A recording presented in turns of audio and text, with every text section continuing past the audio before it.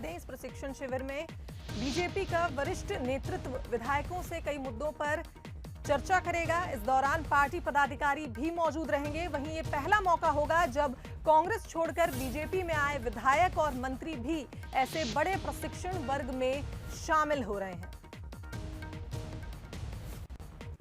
तो बीजेपी अध्यक्ष, प्रदेश अध्यक्ष वी डी शर्मा भी इसमें मौजूद रहेंगे। प्रशिक्षण वर्ग की शुरुआत होगी। राष्ट्रीय सह संगठन महामंत्री भी मौजूद रहेंगे।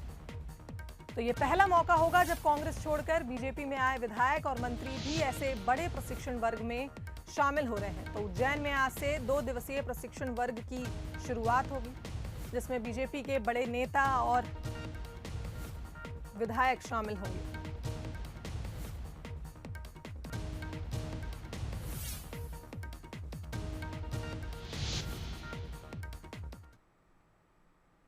आज वित्त मंत्री निर्मला सीतारमण लोकसभा में विपक्ष के सवालों का जवाब देंगी। वित्त मंत्री निर्मला सीतारमण बजट पर सवालों के जवाब देंगी।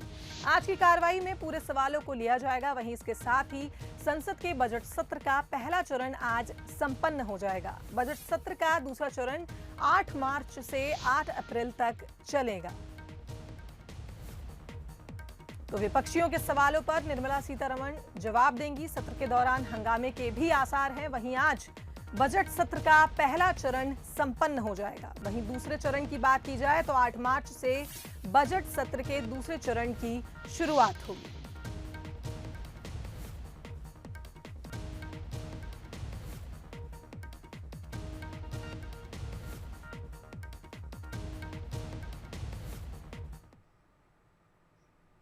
आज लोकसभा में बजट पर चर्चा में हिस्सा लेने आए राहुल गांधी शुरुआत से ही एग्रेसिव दिखे और सिर्फ किसानों के मुद्दे पर ही बोले।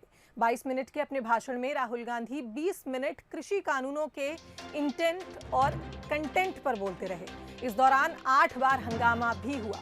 वहीं टॉपिक से हटकर स्पीच देने पर स्पीकर ने भी उन्हें 4 बार टोका, लेकिन राहुल गांधी के तेवर अलग थे। जिसके बाद राहुल गांधी ने कहा कि सालों पहले फैमिली प्लानिंग में नारा था, हम दो हमारे दो। उन्होंने कहा कि जैसे कोरोना दूसरे रूप में आता है, वैसे ही ये नारा भी दूसरे रूप में आया है। इस देश को आज 4 लोग चलाते हैं, हम दो और हमारे दो, जिस पर बीजेपी सांसदों ने भी हंगामा करते हुए कहा कि नाम भी बता दो। तो राहुल गांधी बोले कि नाम तो सब जानते हैं। ये किसकी सरकार है? हम दो हमारे दो की। माननीय सदस्य इधर तो आप आसन को पहले कानून का इंटेंट बताता हूं। आप आसन को संबोधित करें। पहले कानून का इंटेंट माननीय सदस्य आप आसन कि हमारे 2 मित्रों में से एक जो सबसे बड़ा मित्र है, उसको पूरे हिंदुस्तान के अनाज, फल और सब्जी को बेचने का अधिकार, दूसरे मित्र को पूरे देश में अनाज, फल और सब्जी की स्टोरेज की मोनोपोली दी जा रही है। आज दूसरा मित्र 40% हिंदुस्तान का अनाज अपने साइलों में रखता है। भारत और चीन की सेनाएं लद्दाख में लाइन ऑफ एक्चुअल कंट्रोल से हटने को तैयार हो गई हैं। रक्षा मंत्री राजनाथ सिंह ने आज राज्यसभा में ये जानकारी दी। उन्होंने कहा कि पैंगोंग के नॉर्थ और साउथ इलाके में एंगेजमेंट का समझौता हो गया है। हालांकि अभी भी कुछ इश्यूज बचे हैं। चीन के साथ बातचीत में हमने कुछ खोया नहीं है।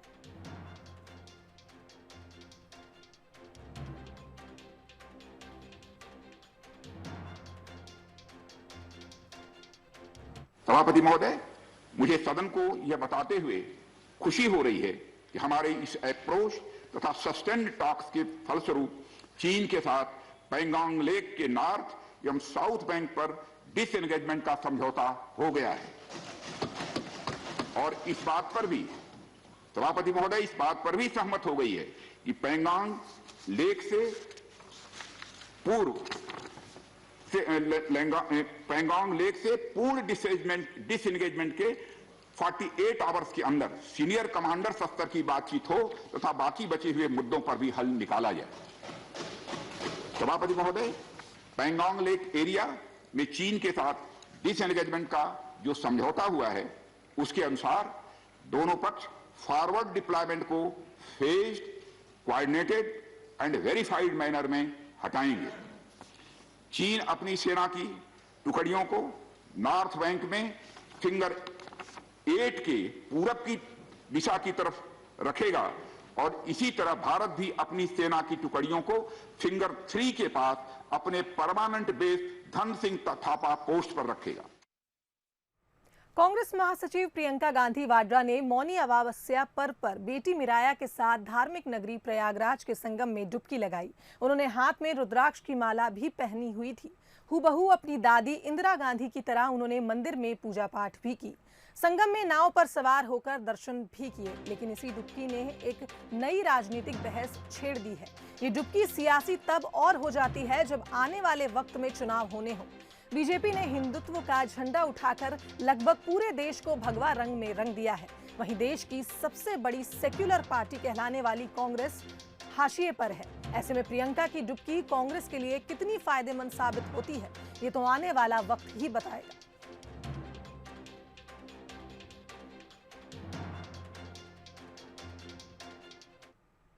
मध्य प्रदेश में लव जिहाद के मामले किस हद तक परेशानी का सबब बने हुए हैं, ये धार्मिक स्वतंत्रता अध्यादेश 2020 के तहत पिछले 1 महीने में की गई कार्रवाई से सामने आया। इस दौरान लव जिहाद के 23 मामले प्रदेश में दर्ज किए गए। इनमें सबसे अधिक 7 मामले भोपाल संभाग के हैं। प्रदेश के गृह मंत्री नरोत्तम मिश्रा ने मीडिया से चर्चा में कहा कि देश और प्रदेश में बड़े पैमाने पर ऐसे लोग सक्रिय हैं। मिश्रा ने बताया कि भोपाल संभाग में 7, इंदौर संभाग में 5, जबलपुर और रीवा संभाग में 4 और ग्वालियर संभाग में 3 मामले दर्ज हुए हैं। रीवा आज दिनांक तक मध्य प्रदेश में धर्म स्वातंत्र विधेयक, जिसे आप लोग लव जिहाद कहते हैं, कि 23 प्रकरण जनवरी में रजिस्टर्ड हुए। सर्वाधिक भोपाल संभाग में 7, इंदौर संभाग में 5, जबलपुर संभाग में 4, रीवा संभाग में 4, ग्वालियर संभाग में 3 प्रकरण धर्म स्वातंत्र विधेयक लव जिहाद के प्रदेश के अंदर पंजीबद्ध हुए। गृह मंत्री नरोत्तम मिश्रा ने एक बार फिर कांग्रेस को आड़े हाथों लिया। उन्होंने गुरुवार को कांग्रेस की शैडो कैबिनेट पर तंज कसा। वहीं दिग्विजय सिंह को भी निशाने पर लिया। धर्म स्वातंत्र कानून के साथ पत्थरबाजी पर भी बयान दिया।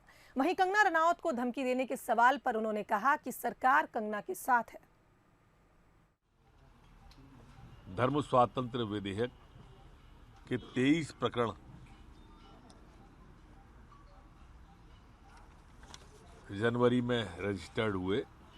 मैं मानता हूं कि देश के अंदर इस तरह की काफी लोग सक्रिय हैं, इस तरह की ताकतें सक्रिय हैं, जिन पर अंकुश के लिए प्रदेश ने पहल की। जो हर बात में देश में जहर घोल देता है, वो क्या जाने कि भाईचारा क्या होता है। दिग्विजय सिंह जी ने एक पवित्र संसद के अंदर जो क्षण थे, उनको कुलसित और दूषित करने की कोशिश की है। और मैं समझता हूं यही काम उनका हर पवित्र चीज के ऊपर रहता है, यही उनका सोच दर्शाता है।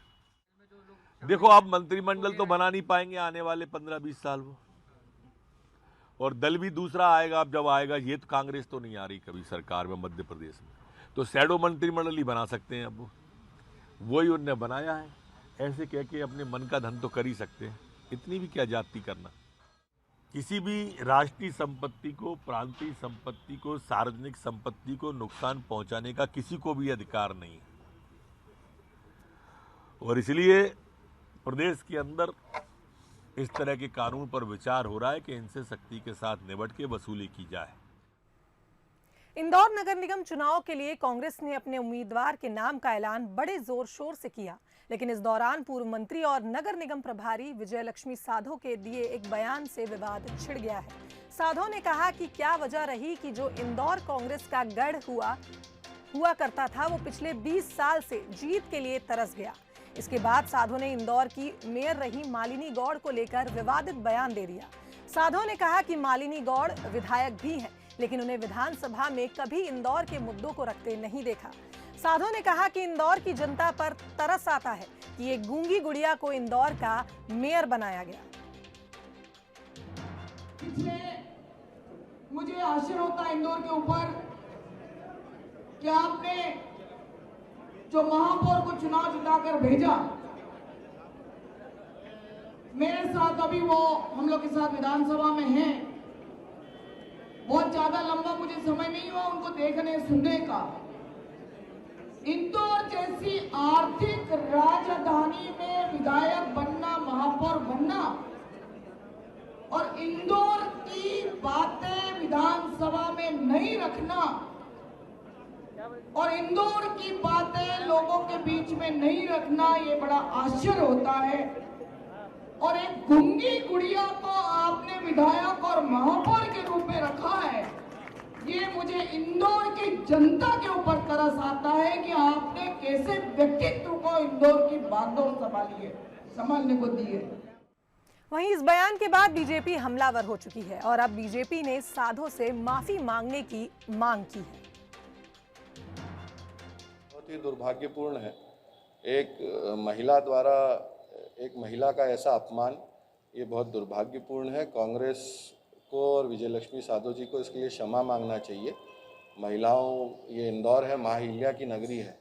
यहाँ हम महिलाओं का सम्मान भारतीय जनता पार्टी में भी और इंदौर में भी मालिनी गौड़ जी के नेतृत्व में 4 बार हम स्वच्छता में नंबर 1 आए हैं। तो ये मुझे लगता है मालिनी गौड़ जी का अपमान नहीं है, इंदौर की सभी महिलाओं का अपमान विजयलक्ष्मी साधो जी ने और कांग्रेस ने किया। उन्हें माफ़ी मांगना चाहिए। बड़े दुख की बात है, एक मध्य प्रदेश का मुख्यमंत्री जो बेटी की पूजा करता है, एक वही पूर्व मुख्यमंत्री आइटम बोलता है, वही कि हमारी छोटी बहन जो विजयलक्ष्मी साधो हैं, उनको इस प्रकार से एक बहन के प्रति एक महाशक्ति भी टिप्पणी बिल्कुल नहीं करना चाहिए। ये टिप्पणी उन पे भी जाती है।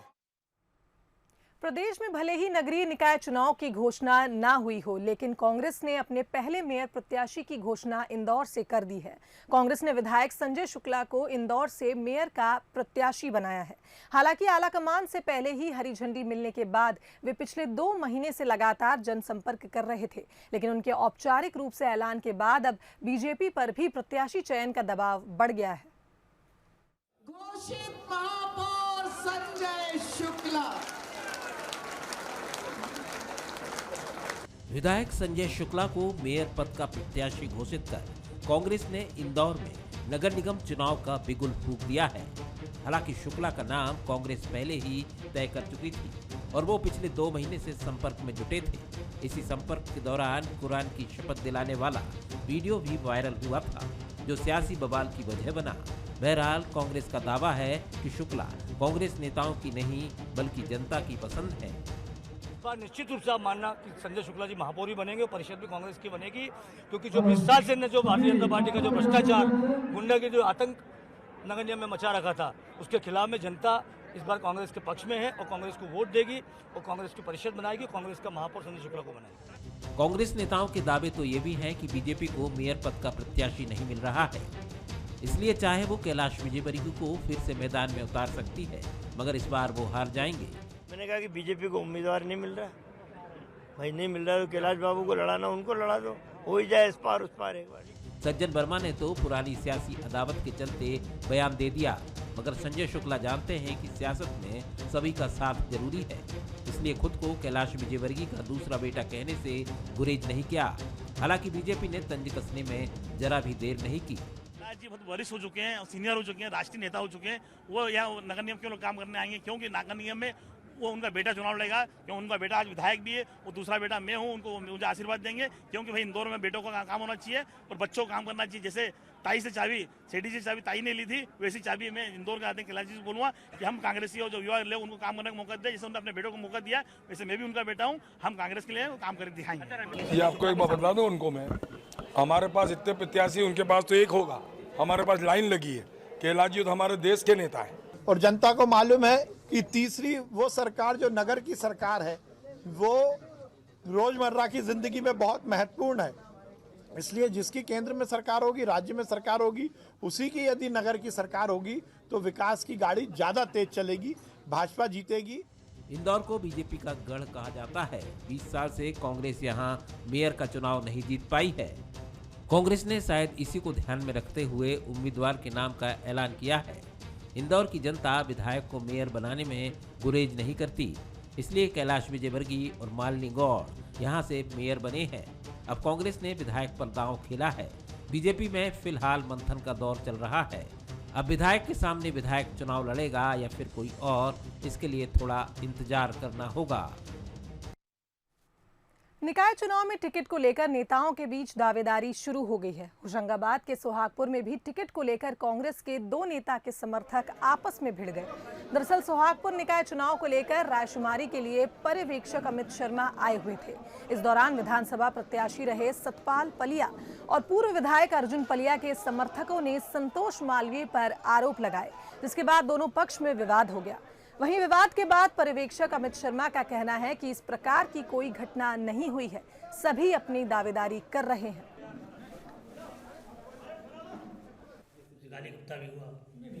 हम लोग तो इस कमरे में बैठक के उपरांत यहाँ आ गए थे। आगे जब बाहर गए तो मेरे सामने तो इस तरह से कोई घटना नहीं थी और यहाँ तो हम पार्षदों के जो कैंडिडेट हैं उनसे बातचीत करें। कोई किसी भी ग्रुप का हो, हम सबको एक साथ लेके चल रहे हैं। और आपने देखा भी इसके पहले लगभग मैं 4-5 बार आया, मैं सभी लोगों से मिला और आज भी जो है मेरी मानसिकता यही है कि हम सबको साथ लेकर कांग्रेस का युग प्रत्याशी जो मेरिट में हो और जीतने वाला हो, जो संगठन में अपनी महती भूमिका रखता हो, ऐसे आदमी को हम आपके सोहागपुर में चुनाव का प्रत्याशी कांग्रेस की तरफ से बनाने वाले। इधर इंदौर में एक अश्लील डांस वीडियो सोशल मीडिया पर वायरल हो रहा है। इस वीडियो में खजराना की नाहर शाहवली दरगाह के सदर अरब अली पटेल डांस करते दिख रहे हैं। ये वीडियो जैतपुरा में शादी का बताया जा रहा है, जिस पर अब प्रतिक्रियाएं आना शुरू हो गई हैं। इस वीडियो पर शहर काजी डॉक्टर इशरत अली ने नाराजगी जताते हुए कहा कि ऐसे लोगों को किसी भी धार्मिक स्थल का सदर बनने का अधिकार नहीं है। ऐसी मानसिकता वाले लोगों को तत्काल बाहर किया जाएगा।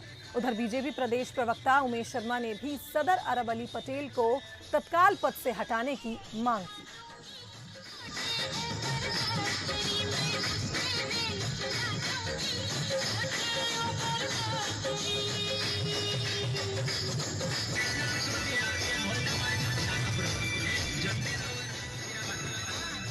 आस्था के केंद्र की व्यवस्था संभालने वाले अगर इस तरह से हरकत करेंगे तो क्या पैगाम देना चाहेंगे दुनिया को? वो क्या देना चाह रहे हैं?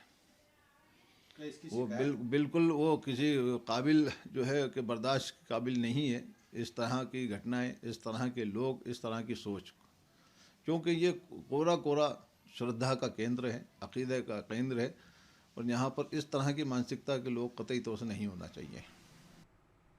दमोह के सरकारी स्कूल में एक शिक्षक शराब के नशे में धुत होकर पहुंचा। जहां बच्चों को पढ़ाते वक्त शिक्षक शराब के नशे में था, वहीं शराब के नशे में शिक्षक बच्चों के सामने भद्दी बातें करता नजर आया। हम अध्यक्ष हैं, ये अध्यक्ष नहीं जाने ना, हम एक तो खरीद के दे दे भाई, कोई चिंता नहीं करना। 3 किलो दाल 2 किलो तेल हम दे रहे हैं, तो हम मानते हैं, मगर धरवे की हिम्मत नहीं है। तुम अपने घर धरो, एसपी में धरो, मैं देने नहीं जाऊंगा। तब बेटी तो थाने चले गए अपन।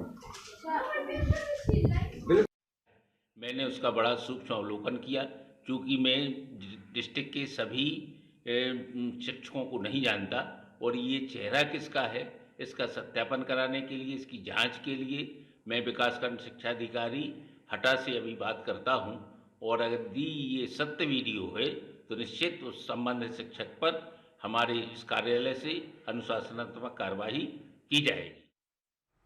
वहीं खबर डबरा से है, जहां रेत के ट्रैक्टर ट्रॉली निकालने को लेकर रेत माफिया भिड़ गए। आपको बता दें, लुहारी खदान से रेत निकालकर ले जाने पर यह विवाद हुआ। डबरा और भितरवार में जारी है रेत का काला कारोबार, जिसके चलते रेत माफियाओं की आपस में भिड़ंत हो गई। रेत माफियाओं में मारपीट का वीडियो सोशल मीडिया पर वायरल हो रहा है।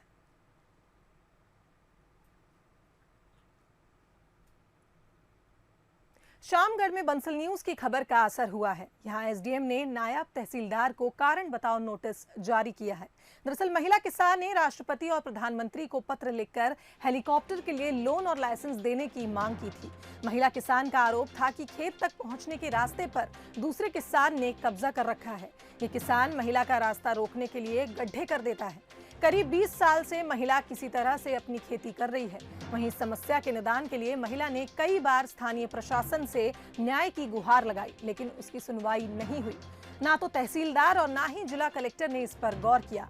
अब महिला ने थक-हार कर राष्ट्रपति और प्रधानमंत्री को पत्र लिखा है, जिसके बाद नायब तहसीलदार को नोटिस जारी किया गया।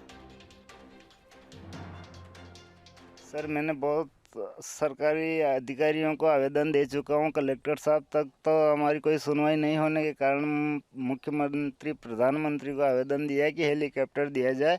इससे हम उड़ के चले जाएंगे, हम परिवार सहित खेत पे जाके काम मजदूरी तो करना पड़ता है ना सर, रास्ता बंद है कभी का हमारा। हेलीकॉप्टर से मान यार पुकार लगे कि मान क्या हुनवाई नहीं करा तो मान हेलीकॉप्टर दे दी दो तो मैं उड़ीन जावानी है तो कहीं करावे कोई तो हुनवाई करो की। कोरोना के खिलाफ वैक्सीनेशन के मामले में भारत ने अमेरिका और ब्रिटेन को भी पीछे छोड़ दिया है। भारत सबसे तेज 70 लाख लोगों को वैक्सीन लगाने वाला देश बन गया है। भारत ने इस आंकड़े को 26 दिन में हासिल किया है। अमेरिका 27 और ब्रिटेन 48 दिन में इस आंकड़े तक पहुंचे थे। देश में 16 जनवरी को वैक्सीनेशन प्रोसेस की शुरुआत हुई थी। वहीं गुरुवार को 4,13,752 लोगों को कोरोना का टीका लगाया गया।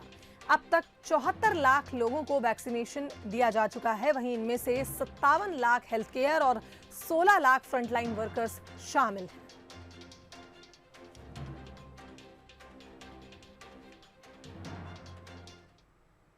18 फरवरी को होने वाली आईपीएल की नीलामी के लिए 292 खिलाड़ियों की फाइनल लिस्ट जारी कर दी गई है। ऑस्ट्रेलियाई बैट्समैन शॉन मार्श, न्यूजीलैंड के ऑलराउंडर कोरी एंडरसन और साउथ अफ्रीका के पूर्व फास्ट बॉलर मोर्ने मोर्कल उन 17 नए नामों में शामिल हैं जिन्हें शॉर्टलिस्ट किए गए खिलाड़ियों में जगह दी गई है। इन खिलाड़ियों का नाम फ्रेंचाइजीज की रिक्वेस्ट पर डाला गया है। हैरानी की बात यह है कि इसमें टीम इंडिया के पूर्व तेज गेंदबाज एस श्रीसंत को जगह नहीं दी गई है। वहीं भारतीय क्रिकेट टीम के पूर्व विकेटकीपर सैयद किरमानी के 31 साल के बेटे को जगह मिली है। सैयद किरमानी 1983 में पहली बार वर्ल्ड कप जीतने वाली भारतीय टीम का हिस्सा थे। वहीं श्रीसंत ने नीलामी के लिए खुद को रजिस्टर कराया था और अपना बेस प्राइस 75 लाख रुपए रखा था। 2013 में स्पॉट फिक्सिंग में नाम आने के कारण बीसीसीआई ने श्रीसंत पर आजीवन बैन लगा दिया था। शॉर्टलिस्टेड खिलाड़ियों में 10 नाम ऐसे हैं जिनकी बेस प्राइस 2 करोड़ रुपए होगी। इनमें भारत के हरभजन सिंह और केदार जाधव भी शामिल हैं। वहीं 2 करोड़ बेस प्राइस में अन्य खिलाड़ी Glenn Maxwell, Steven Smith, Moeen Ali, Sam Billings, Liam Plunkett, Jason Roy, Mark Wood और बांग्लादेश के ऑलराउंडर शाकिब अल हसन भी इन 10 खिलाड़ियों में मौजूद हैं।